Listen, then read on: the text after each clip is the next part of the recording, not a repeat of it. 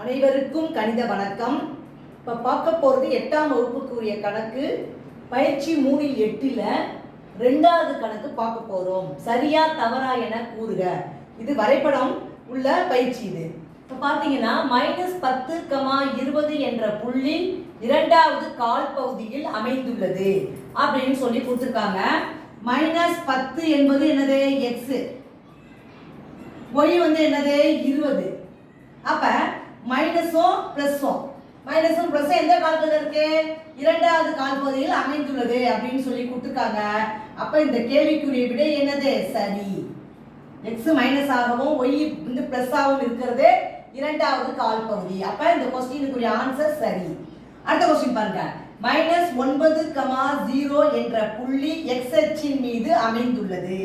இந்த நம்பரை பொறுத்த வரைக்கும் எக்ஸ் என்பது -9, ஒய் என்பது என்ன? 0. அப்ப இந்த எக்ஸ் மைனஸ் ஒய்ங்கிறது 0மா சொல்லிட்டோம். அப்ப -9 என்பது எக்ஸ் அச்சின் மீது அமைந்துள்ளது அப்படிங்கிறது என்னது? சரி.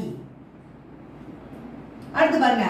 ஆதி புள்ளியின் ஆய தொலைவுகள் 1, 1 ஆகும்னு கொடுத்துருக்காங்க. ஆக்சுவலா ஆதி புள்ளி அப்படின்னாவே நம்ம என்ன சொல்லுவோம்? 0, 0. அப்ப இங்க என்ன கொடுத்துருக்காங்க? 1, 1 கொடுத்துருக்காங்க. அப்ப தவறு. இந்த கேள்விக்குரிய விடை என்னது? தவறு.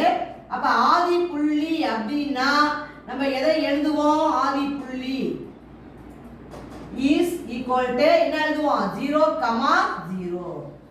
கேட்கப்பட்ட கேள்வி வந்து 1, 1 கொடுத்துருக்காங்க. அப்ப இந்த கேள்விக்குரிய விடை வந்து தவறு. புரிஞ்சுங்களா?